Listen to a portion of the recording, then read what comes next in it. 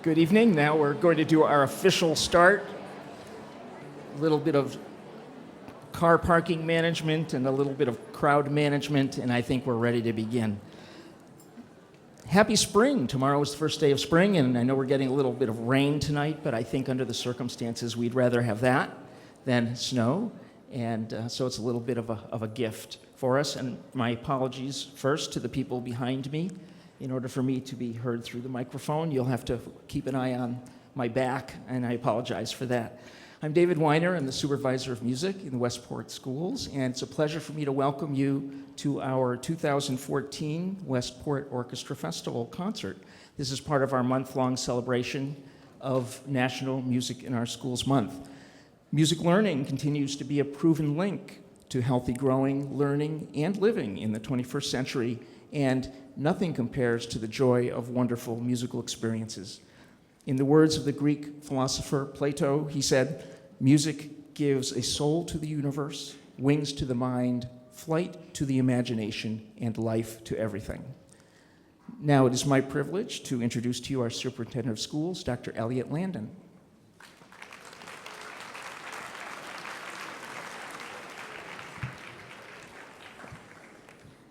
Thank you, David, and welcome, everyone. We're so happy to see so many of you here tonight because it gives me, at least, an opportunity to thank each and every one of you for giving us these fabulous, fabulous children who look beautiful tonight, every one of them.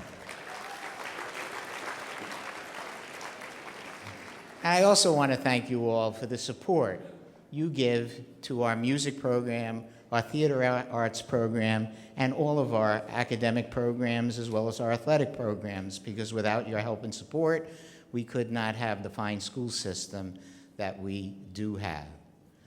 I want to thank all of our teachers who have worked diligently to bring your children to this level.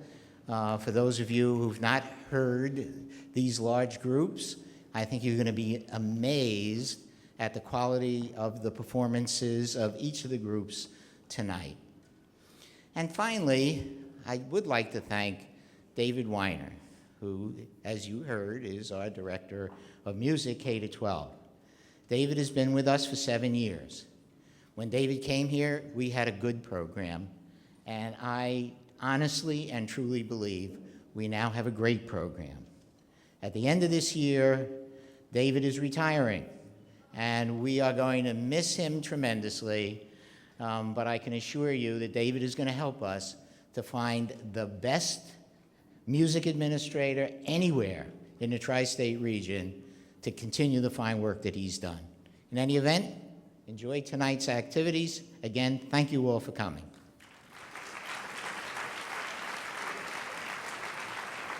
Thank you, Dr. Landon. And I know when I'm at 35 years old, I realize it's unusual for somebody retiring at this age. I'm going to take just a moment and just tell you a short story, which of course has a lesson to it, because having taught for 30 years in the classroom and spent 7 years here in Westport, I am certainly a teacher, if nothing else. And I breathe, therefore I teach, so I'm going to just teach something right here. And I want you to imagine, if you will, a scrawny little fifth grader, who do you think that might be, who was a pretty good student and actually a great pitcher, and I really wanted to play the trombone. And back in the fifth grade, my band teacher said my arms were too short. And so I ended up playing the trumpet, but I could barely get a sound on the trumpet. But I kept playing anyway. In 7th grade, my junior high band teacher said, "How come you're such a lousy trumpet player?" And he said, "Would you like to try the tuba?" And of course, my reply was, "What's a tuba?" And so he gave me really what was a sousaphone, one of those great big things, which I disappeared inside the thing. I was so small. And I came into school every morning. This was 7th grade. You guys, right? You can relate to this. And I taught myself. We had no lessons in school, and so you have to realize that I really didn't know how to read music. I had no idea what flats or sharps were. I had no idea what the names of the notes were. And everything to me was basically first valve and open. And if there are any brass players out there in the audience, you know what I'm talking about. But I kept playing anyway. My friends were in the band, and so what the heck? I just kept going.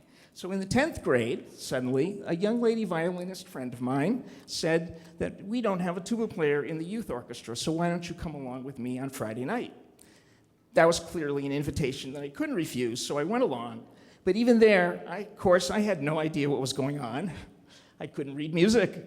But the conductor gave me a phone number and a name of Maestro Anthony Bevavino. And I grew up in Springfield, Massachusetts. And the maestro was the principal string bass player in the Springfield Symphony, but he also taught some other instruments, including tuba. So I started some lessons on tuba with him, and then I started lessons on the string bass with him. And I was a pretty quick learner, I guess. And the next year, I made the Massachusetts All-State Orchestra as the one tubist in the All-State Orchestra. And I played under the legendary Frederick Fennell. The year later, I found myself at the New England Conservatory of Music. I mean, how does that happen in the span of a couple of years from somebody who really had no idea what was going on? And frankly, I've had the privilege of studying with and playing with some of the finest musicians on the planet. And I've had a wonderful 30-year teaching career, 7 wonderful years here in Westport. I go around, I get to conduct festivals, and I do all kinds of things that are really wonderful in the field of music education. And that's the short 50-year story of how I got here. I really am truly blessed, and there's no doubt that I will continue on doing musical things for the next 37 years. So I told you there'd be lessons at the end of the speech, and there are. And let's see, the first one is that height doesn't matter. So for all of you who are slightly vertically challenged out there, don't pay any attention to that. You go do what you want to do, okay? For the students and parents out there, keep on going. Just keep going, because you never know when that lightning is going to strike and something is going to turn into a lifelong love that you really didn't know what was going to happen, that you didn't know that was going to happen. And for the teachers out there, the lesson is, don't give up on any student, because that quiet one, the one that shows absolutely no musical ability whatsoever, that young person could turn out to be a good music teacher someday, and maybe even a supervisor of music. So there are my lessons in my short speech, and thank you very much. Thanks for listening.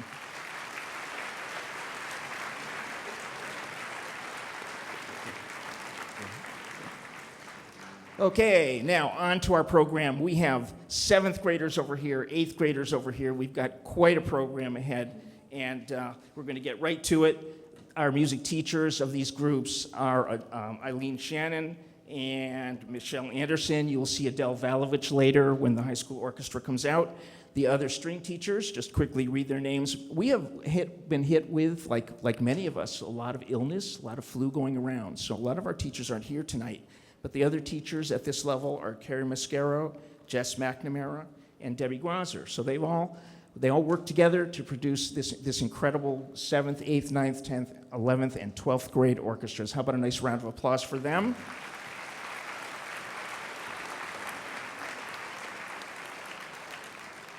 Our freshman orchestra is not in the concert tonight. We have, as you can tell, just about maxed out our space.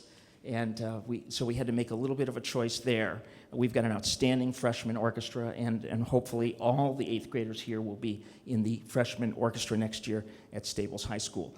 Scattered across the auditorium, across the gymnasium, are all the other music teachers in the district, elementary general music teachers, our band teachers, and all the other teachers. And I'd like to recognize them if they'll just raise their hands really quickly. There you go.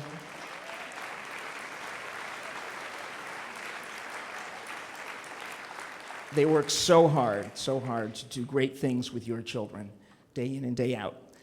Lastly, before we start, and before we introduce our conductor and bring him out, check your phones.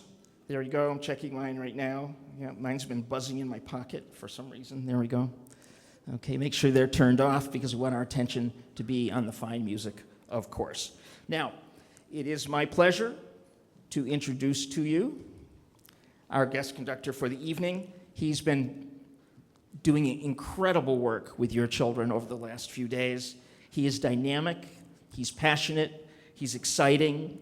Please welcome the director of the Norwalk Symphony And the Youth Symphony program, this is Mr. Jonathan Yates.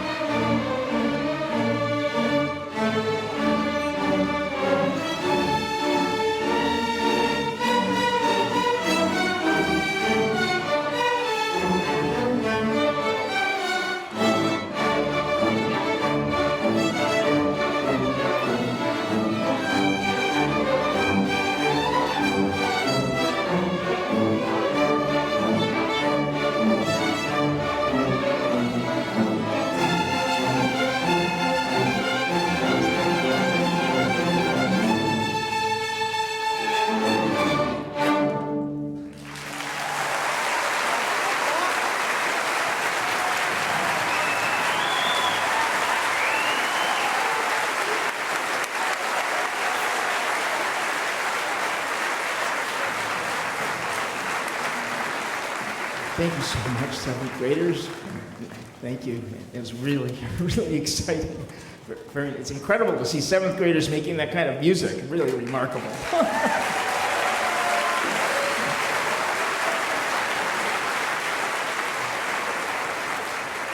For those of you in the audience for a moment, if you have an empty seat or an area where more people can be seated, if you could squeeze together, could you raise your arms? We have some people standing down here. Perhaps they might have an opportunity to sit.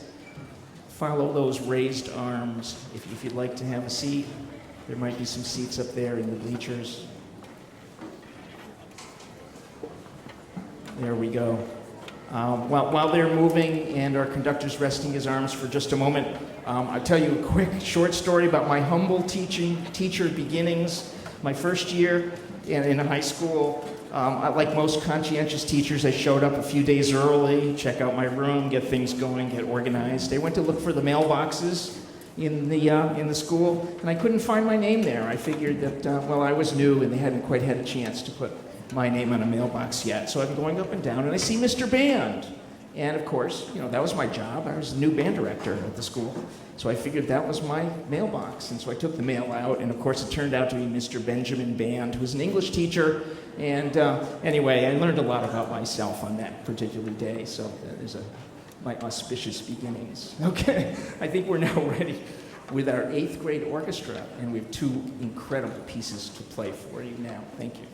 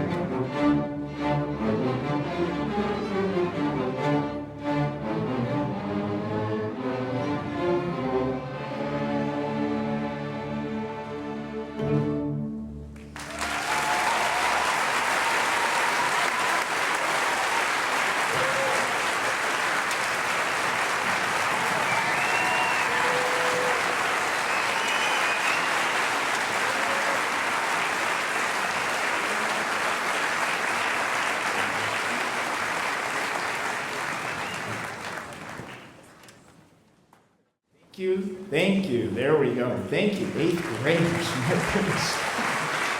I think Mozart himself would have been incredibly impressed and also probably just delighted to know that his music's being played by almost 140 8th graders in Westport, Connecticut, after all these hundreds of years. So congratulations to you. We're going to make a short transition, so if you'll bear with us for just a moment. We're first going to, with the help of a couple of our teachers, we're going to have the 8th graders, the violins go that way behind you. We're going to have the cellists and violists and the bass players go that way behind you, okay? So make that transition if you will. And once that space is vacated, we'll bring in the Staples Orchestra. And while they're doing that, I'm going to talk just to keep the airspace moving here. And I have to tell you that I'm one of the few people on the planet that is not on Facebook. And I do have, however, a presence on LinkedIn. And every now and then, a former student will find me and make contact. And of course, that's always very nice. And I had a contact recently from a student from my very first years of teaching that I told you about when I couldn't find my mailbox. And she wrote some really pleasant words, and they put a lot of things in perspective for me. She's now in her 50s, and she has 4 children, and she's got 3 grandchildren. And, you know, although we talk about these 21st century skills all the time, and they're truly wonderful and necessary, and of course that's a very good reason to teach music, but this story that I'm going to tell you is really why we have music and why we teach it. And it's a common story that can be told by many teachers, I'm sure. She wrote to me, she said, "Once upon a time, you were my band teacher. You taught me how to read music, you taught me how to play the clarinet, and to love music. You were such a great influence. You rescued me when I was in the 9th grade. I was having such a miserable year. I was an invisible child. I had few friends because I was so quiet, no one knew I was there. I was poor, I was socially awkward, and I was so painfully shy. Then you came along and taught the band class. You helped me build my confidence, encouraged me every day, and made me believe in myself. By the time I graduated from high school, I was very well liked, had many friends, had learned to like myself, and most importantly, I had confidence in myself. You helped so many of us." Ladies and gentlemen, she did not become a professional musician, although she says she still plays her clarinet occasionally, and her children love to play music. She works in the medical field. But what music did for her does for so many in so many different ways. Because with music, no one knows where the musical spirit will land. And that's the real reason why we teach music. It's not to pass a test or to help us be better in math. Music resides in that place inside us that defies efforts to quantify. A number doesn't come close to measuring the complexity and the nuance of the musical art. Leonard Bernstein said, "Music goes beyond mere academics." And Albert Einstein, who was a violinist himself, he said, not all that can be measured counts, and not all that counts can be measured." That's a very powerful story. It meant a great deal to me to hear from that student. And again, there's a wonderful lesson in there for all of us. So I think we're almost ready, getting our symphonic orchestra seated, and they'll probably do a quick tuning, and we'll be on our way with the next portion of the program. What you're about to hear can barely be described in words, and I don't really think anyone should really try to describe this in words because music speaks for itself. You can tell by reading the program notes that our soloist, Katie Joe, has a most impressive resume. Already professional accolades. Staples Senior has already made her mark in many, many concert halls. Please welcome Katie and Jonathan Yates back for our next incredible musical performance.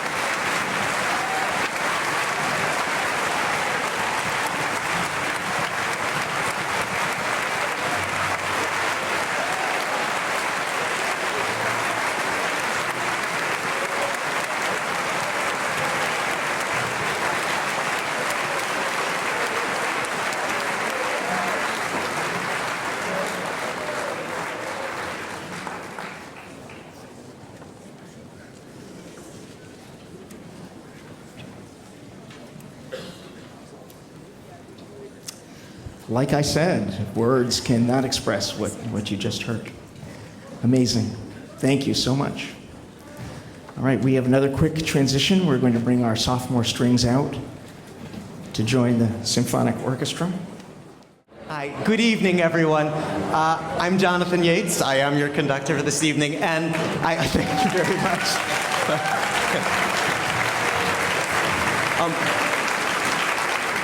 And I just wanted to tell you what an unbelievable treat it's been these last couple of days working with these amazing kids.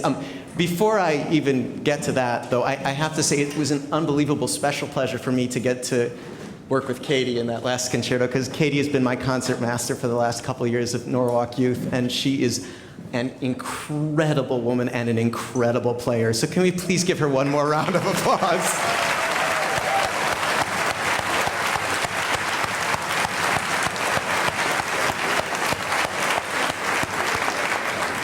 Just amazing. So I'm going to tell you something you already know, which is that you have an absolutely astonishing music program in these schools, and you should be so proud of the work. Yeah, absolutely. Applaud for them, please.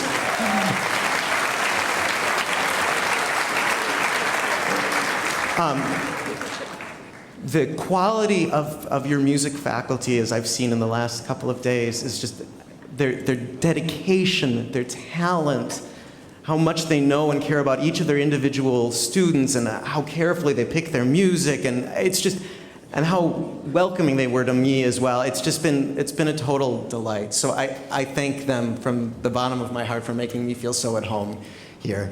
And as you know, the kids are just incredible. You've got great kids, and it's so pleasurable for me personally because I actually know a lot of them already, being the music director of Norwalk Youth. So to see so many friendly faces is a particular delight. And for those of you who don't know the Norwalk Youth Symphony, I invite you to please check us out online. It's a really special program with, I think, 6 ensembles now, 5 training into the principal orchestra, which I conduct. We tour to Carnegie every 3 years. We go to Europe every 2 years, and we do incredible repertoire, and it's a wonderful, nurturing, very special place. And I think we have an open house actually coming up in April 27th or something like that. I also conduct the Norwalk Symphony, and I did not have anything to do with the program choices tonight, but if you notice, there are 2 pieces that involve Carmen. That happens to be what we're doing next. So I welcome you to come. I believe it's on May 12th. We have over 150 kid choristers from Fairfield County Children's Choir. I imagine some of you, yeah, exactly. I bet some of you have kids in there as well. And it's going to be choreographed. It's going to be kind of very special. Anyway, I just, again, to all of you, to the faculty, to the students, thank you for welcoming me with such warmth and for giving me so much back. What I gave to you gave me back and so much more. So thank you, and enjoy the final danzón, please.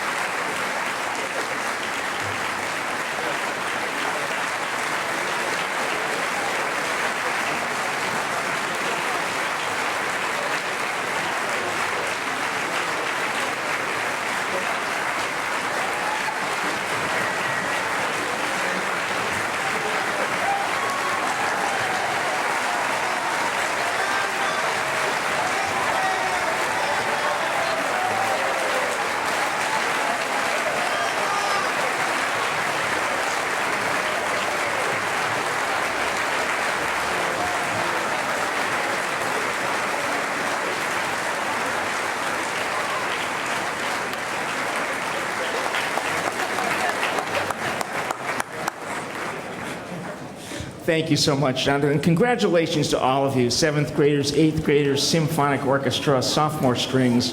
Really fantastic. We do wish we could have had the freshman orchestra out here for you to listen to as well tonight. We are at the end, and we're going to dismiss you very shortly. If you have not had an opportunity and you would like to join our Staples Music Parents Association, they're out in the lobby there, and they've got some membership flyers for you. I'd like to thank very briefly our music faculty. Again, as you know, they're extraordinary, and the quality that they get out of your children is truly extraordinary also.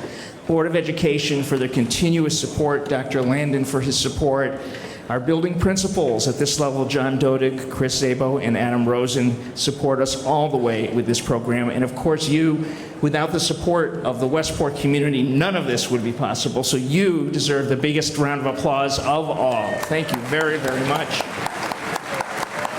And lastly, in order for help us clean up, if you see little cards with names on them and those little pieces of paper all around, if you would kindly take those with you and dispose of them properly, you would save us a lot of work. Those of you who have wire music stands in front of you, if you could fold those up and just put them on your chairs, that would be a huge help. Thank you so much, everyone. Thank you. Great job this evening.